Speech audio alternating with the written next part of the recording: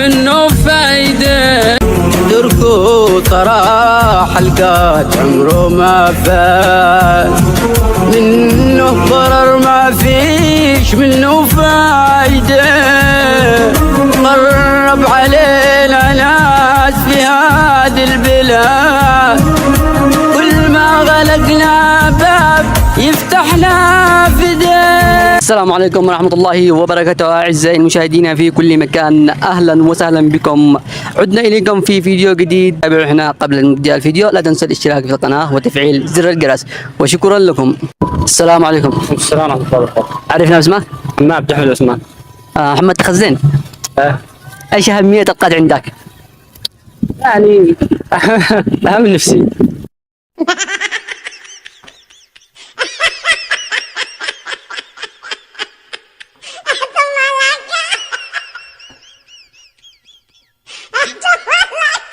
يعني تقدر تبطله؟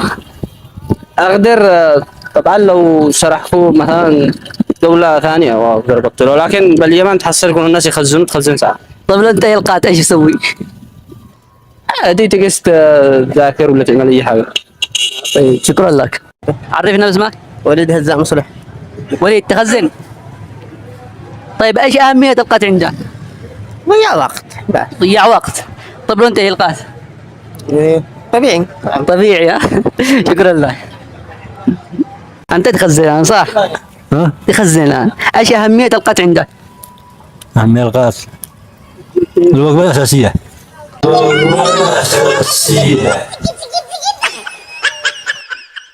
الوجبة الأساسية. طيب لو انت القات ايش بتسوي؟ لو انت القات ايش بتسوي؟ طبيعي. شكرا لك. عرفنا اسمك؟ أكرم. أنت تخزن ولا لا؟ أيوة. طيب إيش أهمية القطع عندك؟ كيف؟ أهمية القطع عندك؟ يدي نشاط يدي حاجات. يدي نشاط. منه ضرر ما فيش منه فايدة. خرب علينا ناس في هذه البلاد. طيب لو أنت القات إيش بتسوي؟ طبيعي. طبيعي عادي. شكرا لك. السلام عليكم. وعليكم السلام. عرفنا اسمك؟ محمد الزعري.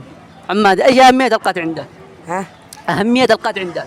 القات كله عندي كل شيء كل شيء. كل شيء. لو أنت القات؟ مو انت نزع الشعب اليمني كل شيء جزع.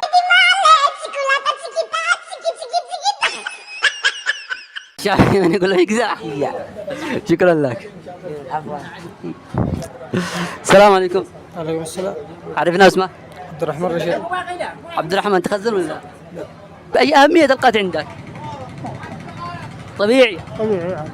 طيب لو أنت القطع إيش بتسوي؟ عادي. إيش أهمية القطع عندك؟ كله طعم. ها؟ كله سوا. طيب لو أنت القطع إيش بتسوي؟ انت كله انتهي.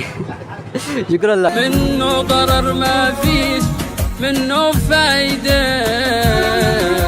خرب علينا ناس في هذه البلاد، كل ما غلقنا باب يفتحنا فداه.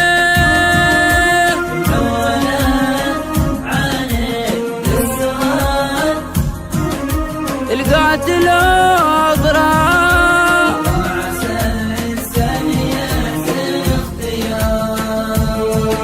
القاتل أضرار.